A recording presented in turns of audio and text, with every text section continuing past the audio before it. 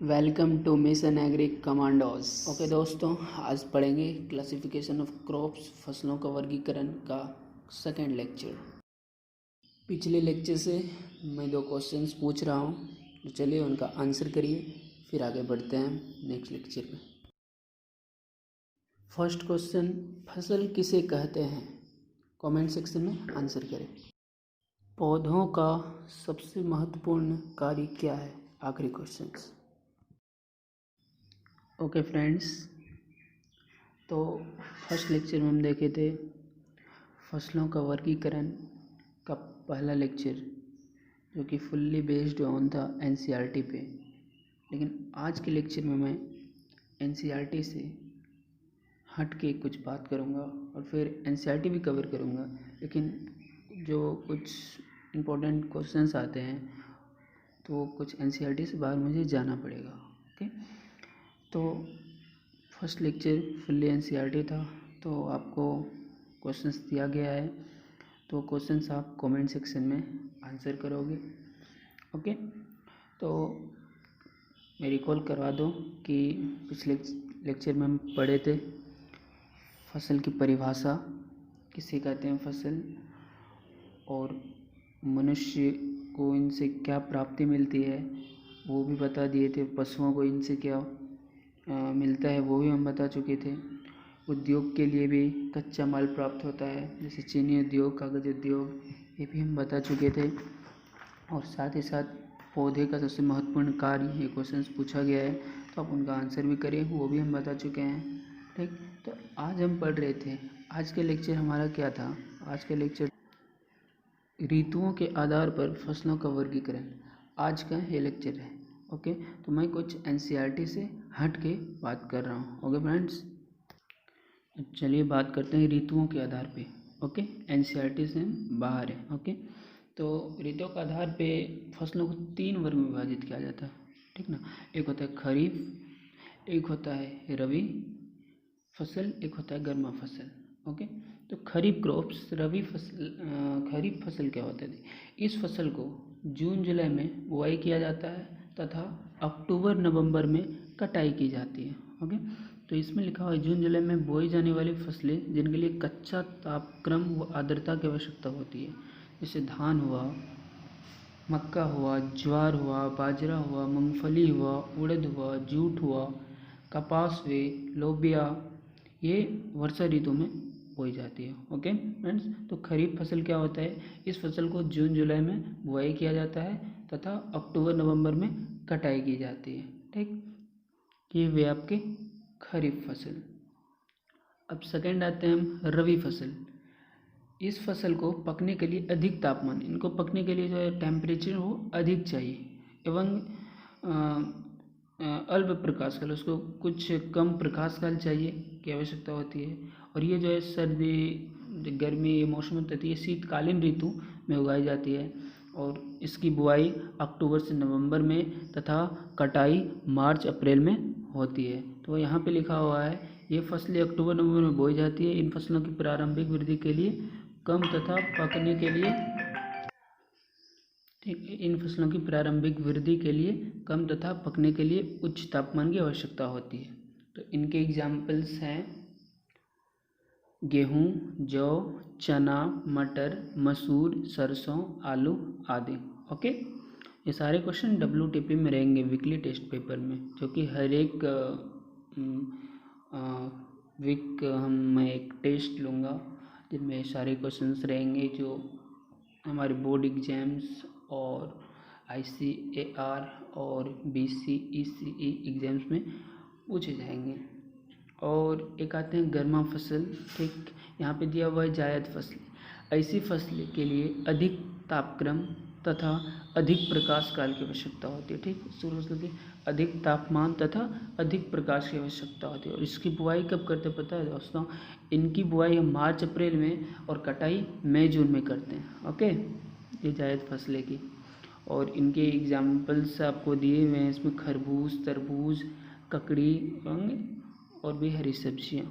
और फ्रेंड्स, तो ये है ऋतुओं के आधार पर फसलों का वर्गीकरण। तो इसमें खरीफ, रबी फसलें जायदी इम्पोर्टेंट है, इनको याद रखिएगा। ओके दोस्त, अब इनके बाद हम पढ़ेंगे जीवन के आधार पर फसलों का वर्गीकरण। ओके, तो आगे पढ़ेंगे तो उसमें रहेगा फसल अपनी पूर्ण वृद्धि विकास में कितना समय लेता है, इनके आधार पर इन्हें 3 वर्गों में विभाजित किया जाता है। ओके, जिन्हें 1 वर्षीय हुए जिनको एनुअल कहते हैं, 2 वर्षीय हुए जिनको बाइनियल्स बोलते हैं, और बहुवर्षीय हुए जिनको हम पेरिनियल्स बोलते हैं। ओके, तो चलिए अब हम बात करते हैं जीवन के आधार पर फसलों का वर्गीकरण। तो यहाँ पे दिया हुआ है इस स्लाइड में, फसलों को 3 वर्गों में विभाजित किया जाता है। एक वर्षीय फसलें, ऐसी फसलें जो अपना जीवन चक्र 1 वर्ष में पूरा कर लेती है, 1 वर्षीय फसलें कहलाती है।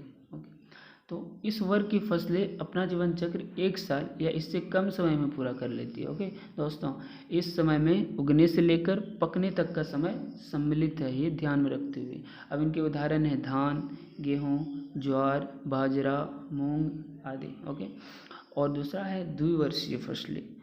इस वर्ग की फसलें प्रथम वर्ष में अपना वानस्पतिक वृद्धि करती है और दूसरे वर्ष में पौधे में कुल एवं फल तथा बीज तैयार काल 2 साल में पूरा करते हैं। ठीक, तो इसमें लिखा हुआ है वे फसलें जो अपना जीवन चक्र 2 वर्षों में पूरा कर लेती है। तो यही हमको याद रखना, ऐसी फसलें जो अपना जीवन चक्र 2 साल में पूरा करे वो द्विवर्षीय फसलें, जैसे चुकंदर हुए, और प्याज भी वहाँ ऐड कर लें।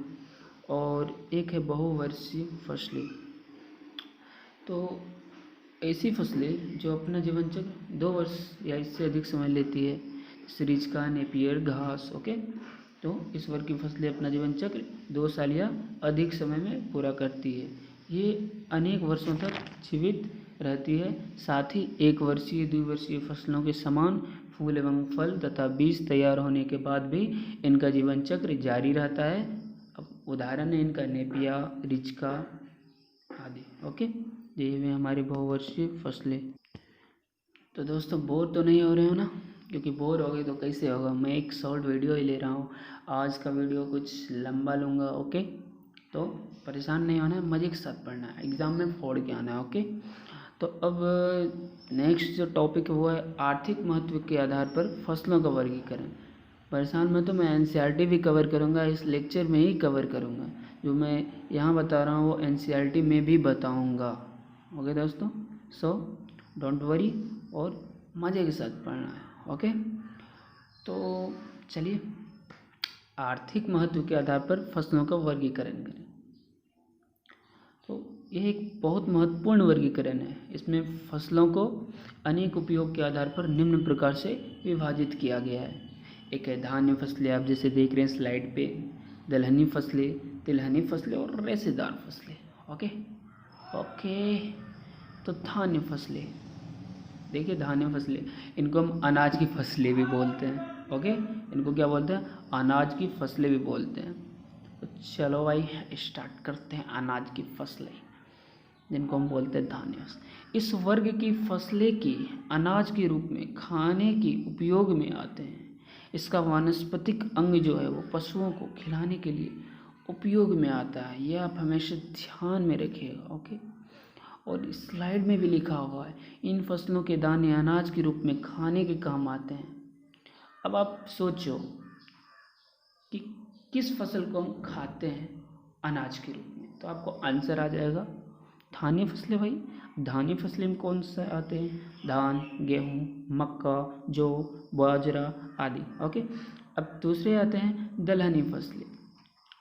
इन फसलों का मुख्य रूप से प्रोटीन के रूप में प्रयोग करते हैं। ओके, जैसे मूंग हुआ, उड़द हुआ, चना हुआ, मसूर हुआ, सोयाबीन। नहीं बोल रहे बेटा सोयाबीन खा लो, बहुत ही इसमें प्रोटीन है। अरे मूंग खाओ, बहुत ही पावरफुल है, क्या बताया यार। मूंग का दाल जब खाते हैं 80 किलोमीटर पैदल चलते हैं। अरे यार बस ऐसे बोले। ओके, और तीसरी आती है तिलहनी फसलें। ओके, तो तिलहनी फसलें देखिए, तिलहनी फसलें, इससे मुझे तेल का प्राप्ति होता होगा ना। इन फसलों की वजह से तेल की प्राप्ति होती है, नाम दिया हुआ है तिलहनी, तेल इसलिए तिलहनी पड़ा। ओके, जैसे हमको किससे देखिए, एक होता है तिल, सोयाबीन, अलसी, मूंगफली, अरे कुसुम, यहाँ तो कुसुम भी है, सरसों, राई, तोरी। ओके। अब आते हैं रेशेदार फसलें। रेशेदार मतलब रस्से से लटकते हुए, फांसे, रस्से से खींचना। तो इसमें इन फसलों से रेशे प्राप्त होते हैं, ठीक, जैसे जूट, पटसन, सनई आदि। ओके दोस्तों, ये मैं आपके रेशेदार फसलें। तो एनसीईआरटी में कुछ फास्ट से मैं कवर करूँगा 140 किलोमीटर पर आवर। ओके, क्योंकि ये मैं आपको बहुत ही हौले हौले समझा रहा हूँ, तो इनको आप एक बार रिकॉल आप कर ले खुद से। ओके, तो हम आगे बढ़ते हैं एनसीईआरटी पर। चलिए अब एनसीईआरटी बाबा को ओपन करते हैं। ओके गैस, आ गए हम अपने प्यारे बुक एनसीईआरटी पे। ओके, तो ये मैं बता रहा हूँ फिर से वही जो मैं बताया हूँ, तो इनसे आपको रिकॉल भी हो जाएगा। मुझे देखो, मुझे हर एक चीज़ समझना है। ओके, और आपको समझाना है। हर कुछ ऐसा समझिए कि फिर वो भूल नहीं पाए। ओके, तो आइए ऋतुओं के आधार पर फसलों का वर्गीकरण करते हैं।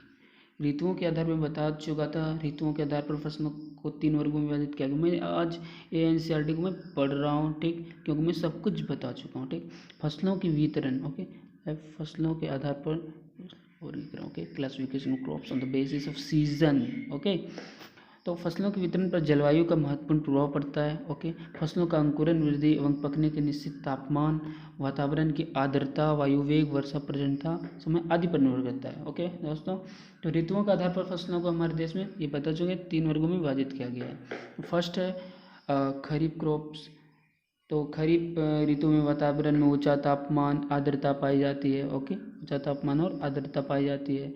बरानी अर्थात जिन भूमियों में सिंचाई के साधन नहीं, बरानी मतलब क्या होता है, जिन भूमियों में सिंचाई का साधन नहीं होते वहाँ पर वर्षा प्रारंभ होने पर फसलों की बुआई जून जुलाई में करते हैं। ओके, कब करते हैं, जून जुलाई में करते हैं।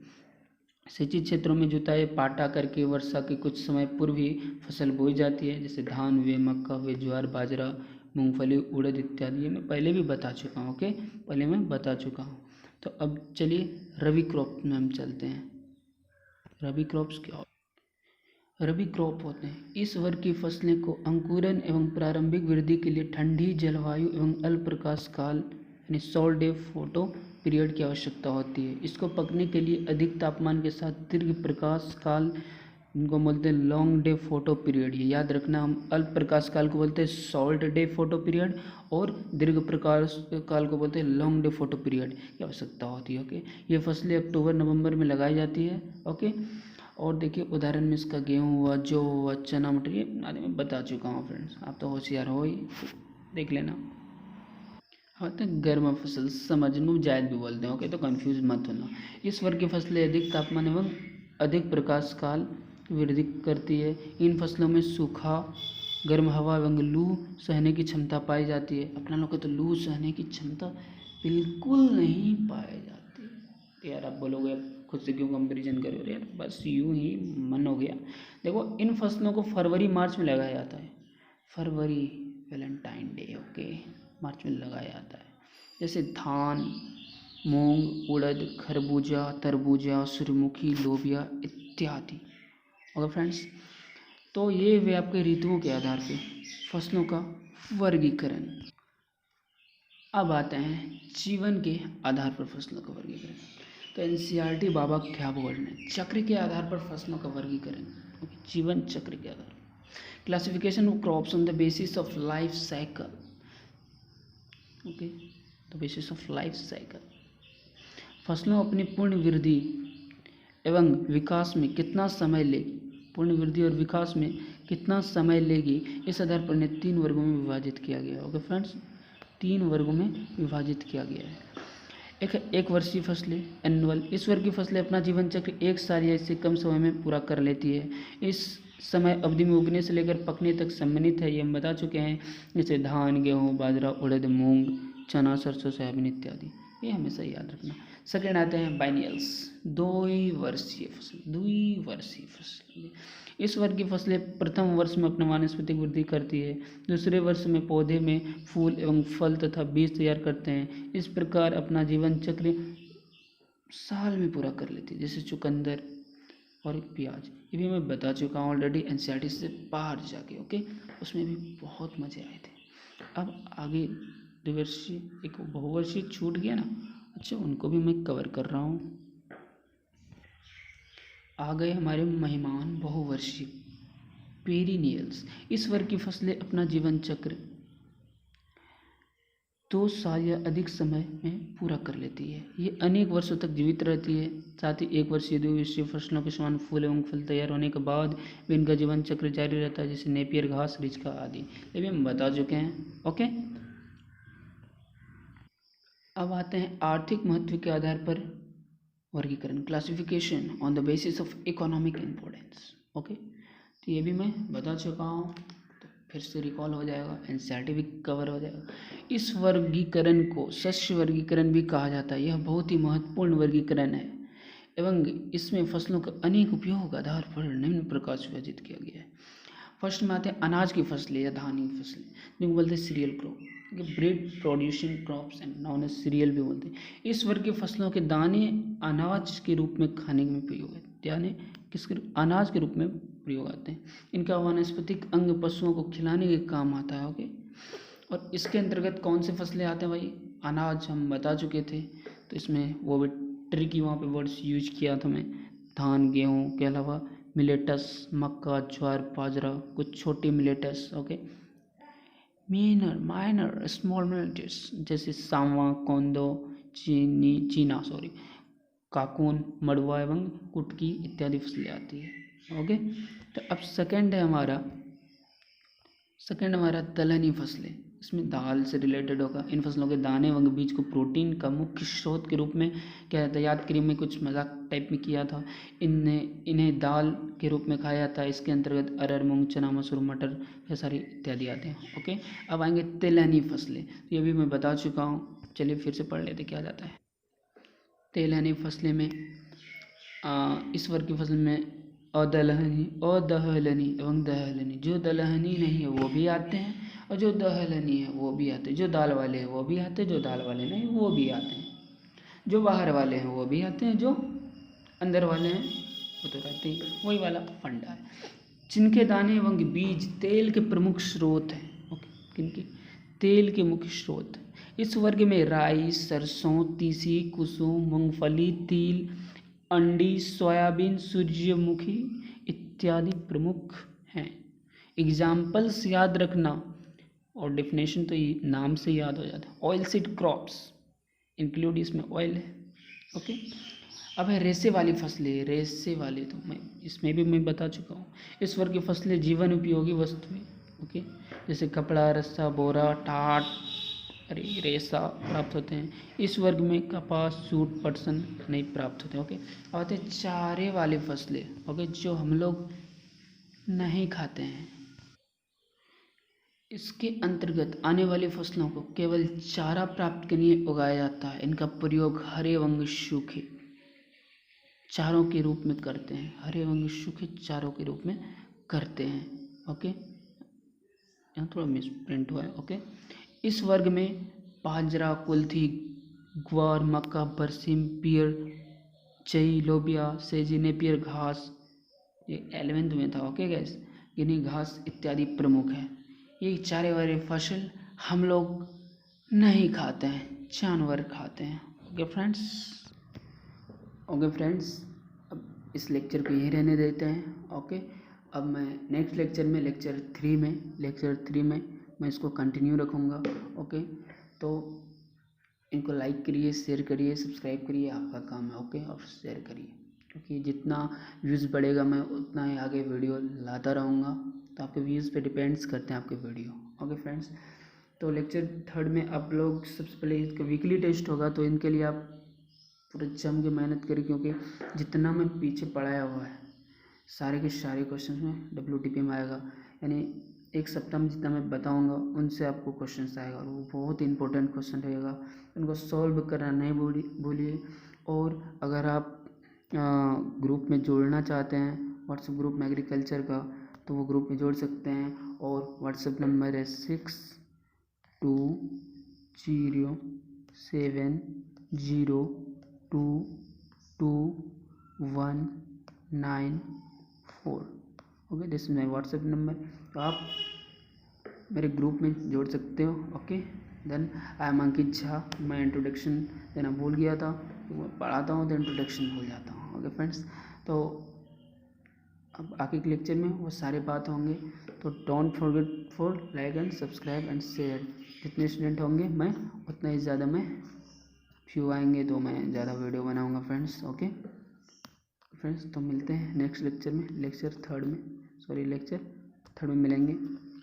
ओके, जम के मेहनत करिए। और मैं बोल दूं कि एनसीईआरटी के साथ साथ अगर मैं आउट नहीं गया तो आपका जो समझने का तरीका है वो एनसीईआरटी में पूरे खुल के नहीं लिखा हुआ है, तो उसमें खुल के लिखा हुआ है, तो इसीलिए मैं लेक्चर्स के कुछ एनसीईआरटी के बाहर जाता हूँ। लेकिन हम एमसीक्यूज़ क्वेश्चन इनके लगाएंगे, बीच बीच से बहुत सारे क्वेश्चंस हैं जो मैं WTP टेस्ट में दूंगा, वीकली टेस्ट पेपर में रहेगा। ओके, तो चलिए मेहनत करते हैं। हमको निकालना है क्या, मेरा पर्पस क्या है। मेरा पर्पस 11th-12th नहीं है फ्रेंड्स, 11th-12th नहीं, मेरा पर्पस है PCECE एंड ICAR। ओके, ये हमारा पर्पस है। अगर ये हमारा कंप्लीट होगा तो आप लोग जानते हैं कि अगर ये मेरा कंप्लीट हो गया तो मेरा 11th-12th ऑटोमेटिक कंप्लीट होगा, क्योंकि मुझे उनसे 11th-12th से ही पूछे जाते हैं सारे के सारे क्वेश्चन। अगर मेरा ये कंप्लीट हो गया तो हमारा 11th and 12th automatic complete हो जाएगा। ओके फ्रेंड्स, तो मिलते हैं हम अपने नेक्स्ट लेक्चर में। ओके, चलिए बाय।